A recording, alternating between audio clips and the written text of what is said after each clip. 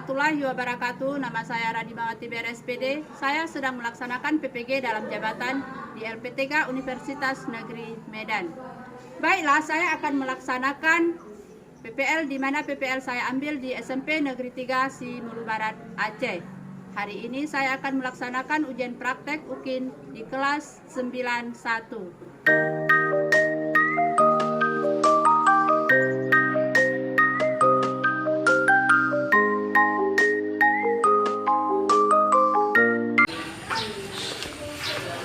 Assalamualaikum. Waalaikumsalam warahmatullahi wabarakatuh. Bagaimana kabarnya semua, sehat? Alhamdulillah sehat, Bu. Siap memulai pelajaran? Siap. Mari disiapkan. Bersiap. Beri salam.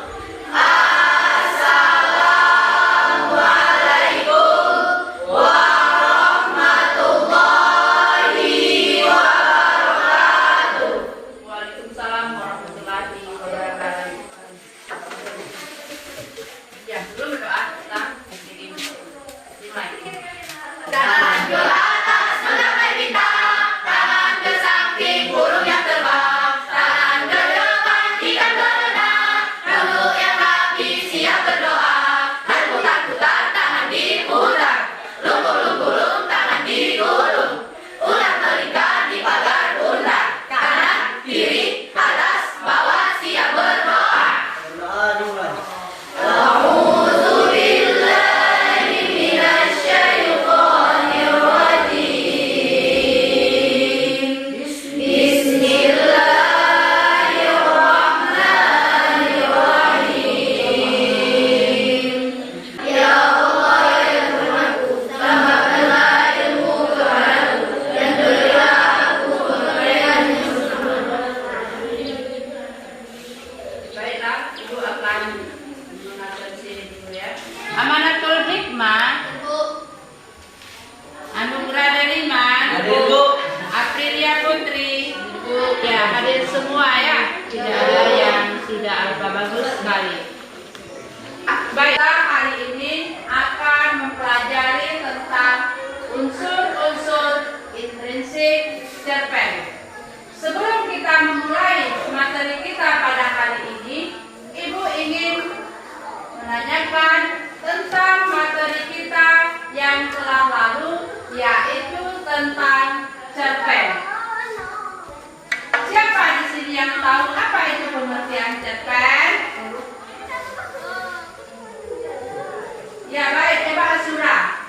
Cerpen atau disebut juga dengan cerita pendek merupakan prosa naratif fiktif. Cerpen cenderung singkat, padat dan langsung pada tujuannya dibandingkan karya-karya fiksi yang lain seperti novel atau novela. Cerpen memiliki kata kurang dari 1 kata atau kurang dari halaman 10 halaman saja. Ya bagus sekali, berikan hapusnya. Iya. Coba semua. Apa itu cerpen? Cerpen atau kisah pendek adalah kisah pendek yang berkata seperti cerpen cenderung singkat, padat dan langsung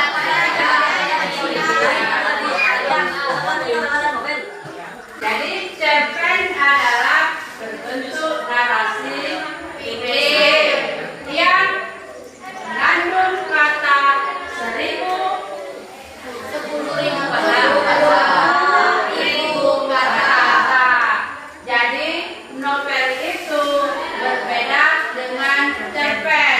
Cerpen tidak terlalu panjang, tetapi kalau novel itu lebih dari 10.000 kata dalam novel itu sendiri. Jadi paham ya? Baiklah, tujuan pembelajaran kita pada hari ini yaitu tentang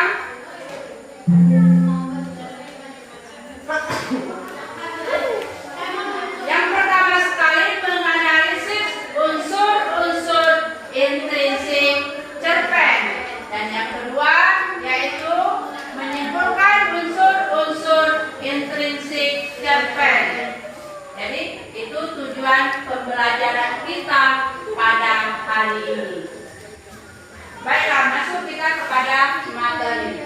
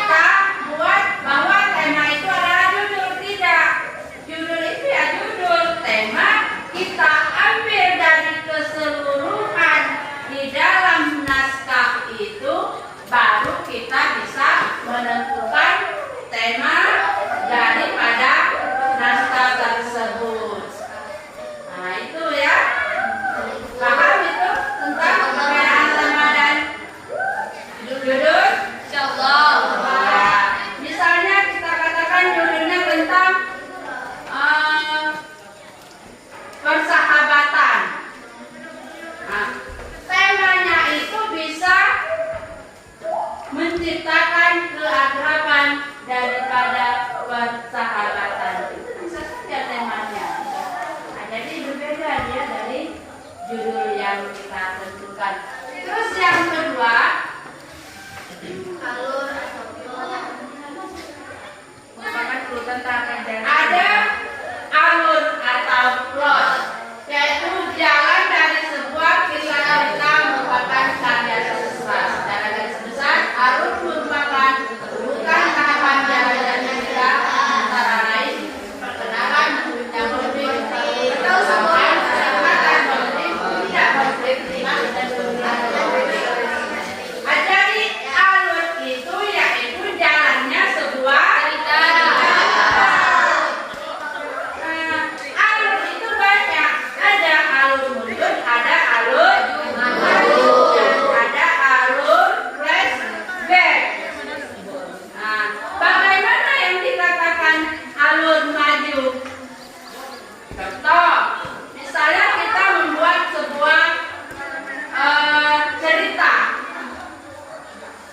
Misalnya kita membuat sebuah cerita. Dari mulai kita, misalnya kerangkanya kelas, taman, dan kantor. Berarti kita mulai dari kelas, terus kita karang lagi ke taman, dan kita karang lagi ke kantor. Tidak kembali lagi ke sini. Itu namanya alur maju. Nah, yang mana dikatakan alur flashback? Flashback itu menceritakan tentang masa lalu. Misalnya, ibu menyuruh kalian coba ceritakan ketika Anda di SD. Bagaimana kegiatan kalian ketika SD? Atau pengalaman Anda ketika di SD? Coba ceritakan. Nah, itu flashback. Kita melihat ke belakang, bukan ke depan. Kita menceritakan dari belakang ke depan. Itu yang namanya flashback. Terus ada yang namanya setting ya.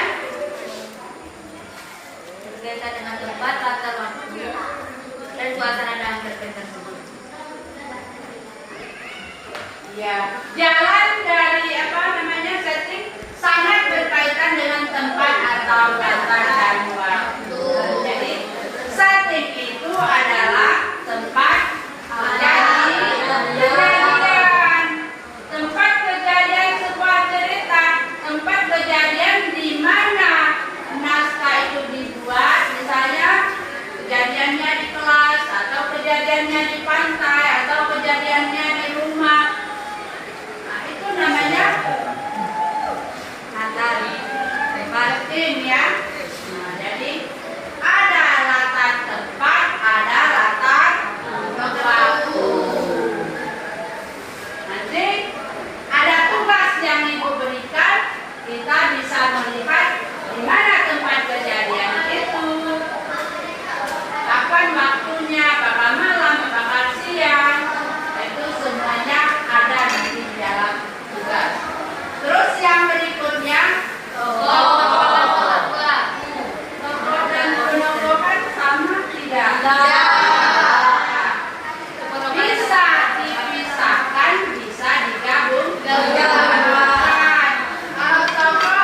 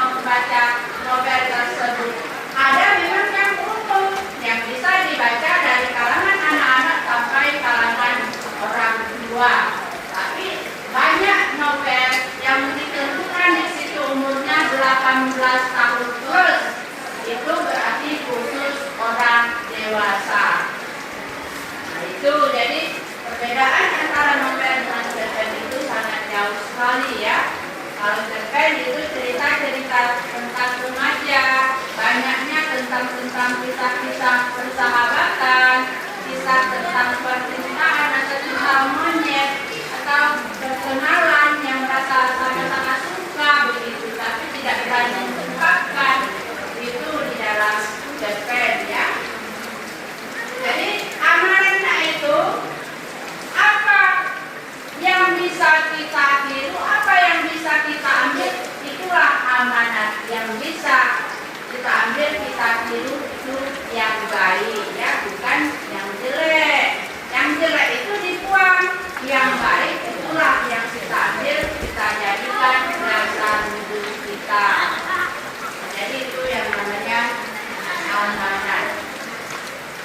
Tapi di sini ada yang bertanya atau ada yang kurang paham tentang apa yang ditulis di cerpen?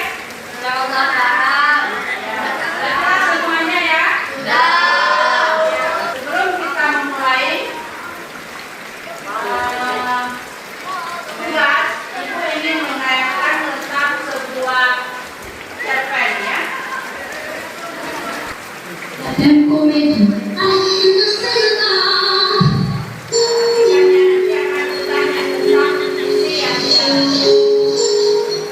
Mohon perhatian, drama musikal Habis Hujan Terbitlah Pelangi segera dimulai.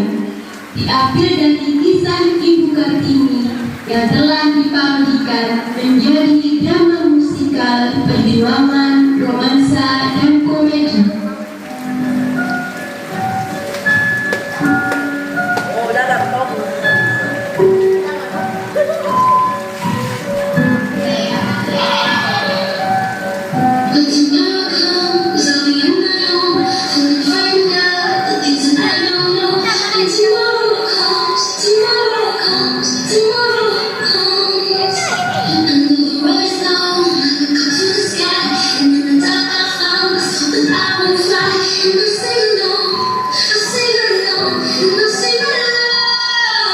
Titil Purwono Joyo Sutayaniti Timinan yang hidup bersama seorang ibu yang bernama Tien.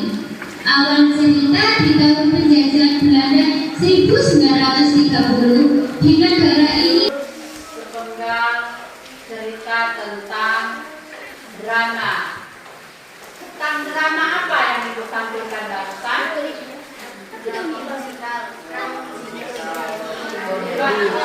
Membagikan kelompok yang sudah disampaikan tadi, bahwa kelompoknya start kelompok yang ada di urutan bangku kita, karena bangku kita ini tidak bisa digeser ya. Kelompok 1, kelompok 2, kelompok 3. Apa yang disuruh di dalam tugas ini? Nah, tugas ini kita disuruh mengerjakan tentang teks yang di dalam naskah ini atau teks cerpen ini yang sudah dibagikan, yaitu menentukan unsur-unsurnya, apa temanya, apa siapa tokohnya, penokohannya bagaimana, amanatnya apa, semua yang ada di dalam teks cerpen tersebut. Paham?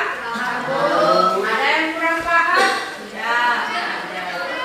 Ya, silakan dikerjakan. Dikerjakan di tempatnya yang ini juga di sana ya. Yang ini kan 6 orang bisa gabung ke sini. Gabung ke sini, lagi ke sini.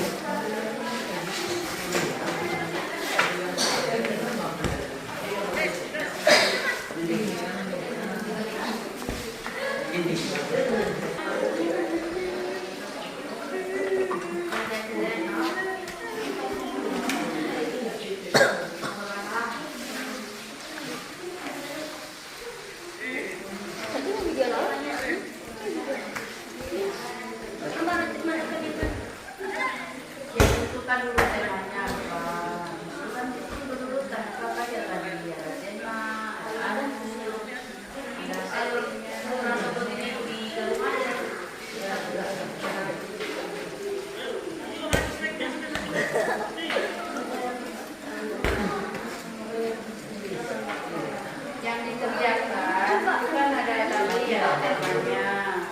Tadi apa temanya? Terus apa? Bahasa Indonesia. Coba amanahnya. Buat di sini.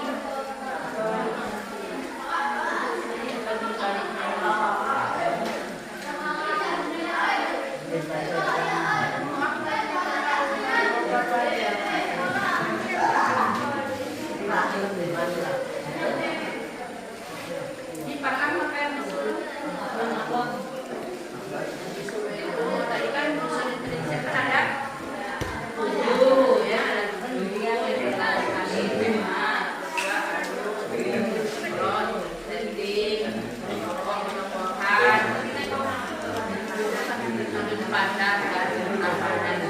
tidak usah lagi boleh, yang sudah padat tidak usah dikerjakan. Ketika mengerjakan tugas, siapa yang duluan selesai, ibu berikan nilainya lebih daripada yang belum selesai.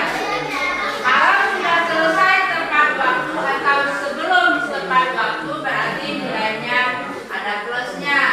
Tapi kalau waktunya sudah habis tapi belum selesai, itu berarti nilainya dikurangi ya, paham?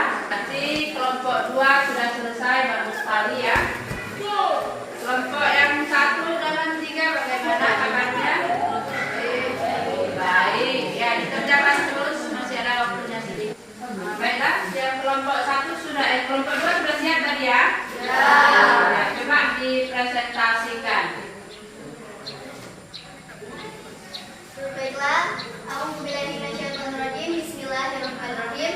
Assalamualaikum warahmatullahi wabarakatuh. Waalaikumsalam warahmatullahi wabarakatuh. Bersyukur kepada Allah, bersalawat kepada baginda Rasulullah sallallahu alaihi wasallam. Baik yang saya hormati Ibu Guru Pembimbing yakni Ibu Radimawati SPD dan teman-teman seperjuangan. Baiklah, pada kesempatan kali ini izinkan kami dari kelompok 2 mempresentasikan hasil diskusi kami atau hasil kerjasama kami yang telah kami buat, yang akan disampaikan atau dimaparkan oleh teman kami Azura Al-Aziz kepada teman kami. Dipersilakan. Dibaca dulu tadi panjang. Boleh dibaca. Oke, pertama saya berterima kasih kepada moderator telah memberikan saya kesempatan untuk mempresentasikan hasil kerjasama dari kelompok kita.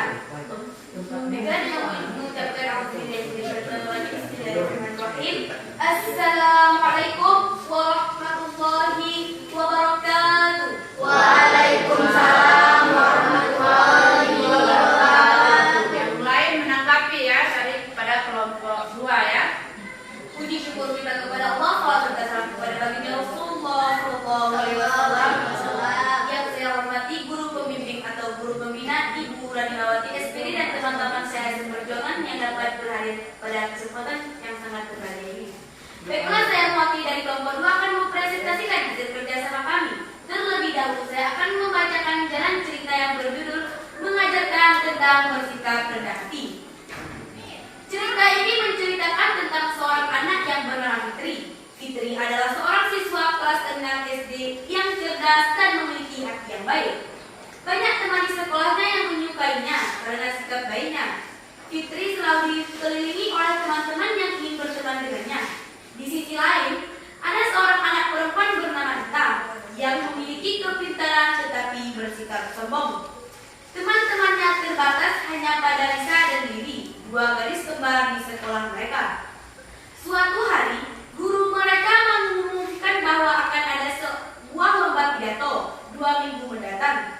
Bu Yati, wali kelas mereka, memberikan kesempatan kepada siapa saja yang ingin mengikuti seleksi. Baik Fitri maupun kita memutuskan untuk berpartisipasi. Mereka berlatih membaca pidato setiap hari agar dapat lolos seleksi. Ketika hari seleksi tiba, keduanya memberikan penampilan yang menentukan rekor lolos. Pada hari perlombaan, kita terus-menerus merendahkan Fitri dan menyatakan bahwa dia pasti akan menjadi juara. Sebelumnya, kita pernah menjadi juara saat masih berada di kelas 6. Fitri, di sisi lain tetap rendah hati, berdoa dan berarti untuk mengingat teks pidatonya. Namun, saat kita tampil di atas panggung, dia tiba-tiba lupa teks pidatonya yang telah dihafal. Kemudian, Fitri tampil dengan penampilan yang luar biasa. Semua juri, termasuk Bu Yati, terkesan dengan penampilannya. Hasil pengumuman pun keluar dan Fitri menjadi juara pertama. Sementara kita tidak mendapatkan apapun. Baiklah, mungkin hanya itu yang dapat saya bacakan tentang alur cerita tersebut. Di sini saya akan menjelaskan tentang tema, alur atau plot, tokoh atau penokohan, setting, dan amanat tentang cerita yang telah kita baca-baca bersama-sama atau telah kita dengarkan bersama.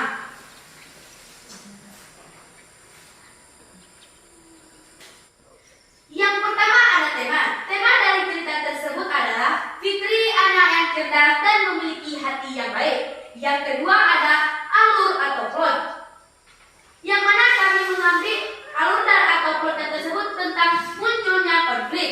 Pada perlombaan pidato, Ita dan Fitri bersaing. Ia terus-menerus merendahkan Fitri yang tidak pernah ikut lomba pidato, tetapi Fitri terus berjuang dan berdoa kepada Allah agar mendapatkan juara pertama.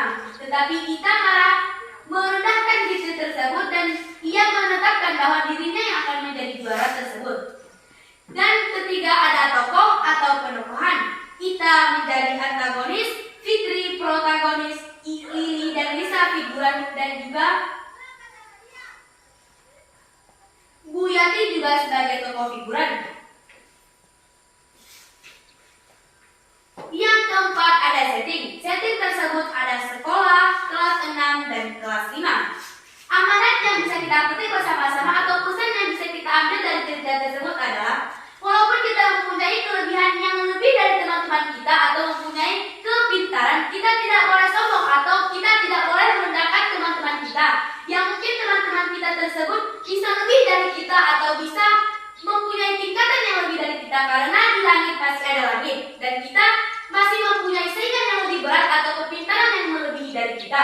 Contohnya dalam cerita Ita dan Fitri, yang awalnya Ita tersebut hanya bisa sombong dan terus merendahkan Fitri. Tetapi bagaimana hasilnya? Fitri yang mendapatkan juara sedangkan Ita tidak mendapatkan apapun. Mungkin hanya itu yang dapat saya presentasikan atau saya paparkan tentang cerita tersebut. Saya kembalikan kepada moderator. Baiklah, kepada teman-teman sekalian, apakah ada yang ingin bertanya? Ya, bagaimana dengan kelompok 1 dan 3? Berikan aplaus dulu untuk kelompok 2 ya.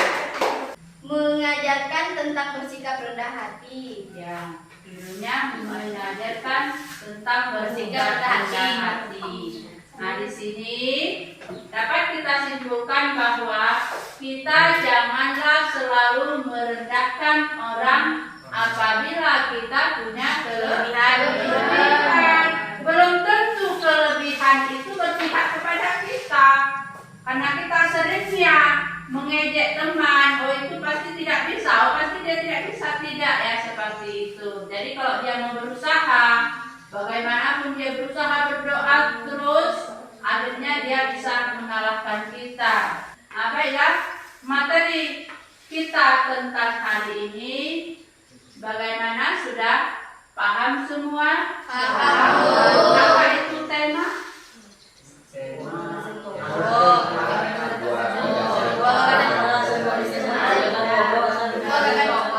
Ya, tema yaitu gagasan pokok dari sebuah cerita. Apa itu alur? Jalannya Cerita. Apa itu setting? Tempat kejadian sesuatu ya, atau tempat kejadian di suatu.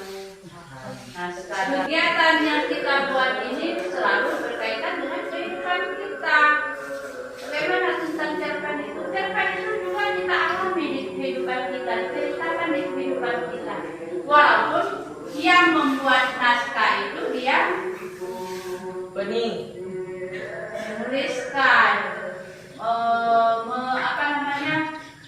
nalar, rekayasa, tetapi rekayasa di dalam yang dia buat itu nyata, ada di kehidupan kita sehari-hari. Ya paham ya? Ada yang bertanya sampai di sini? Dan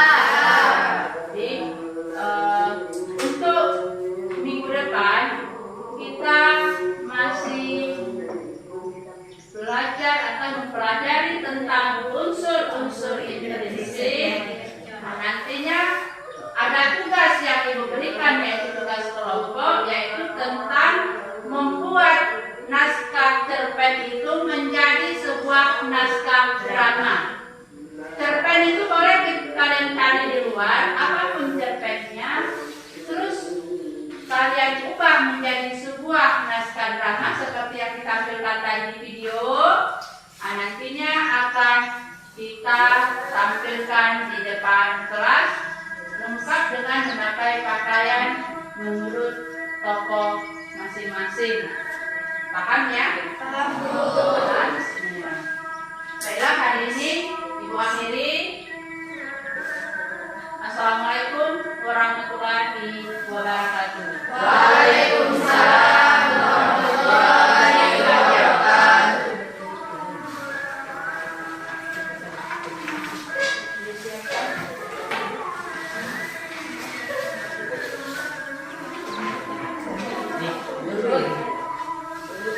Ya, disiap.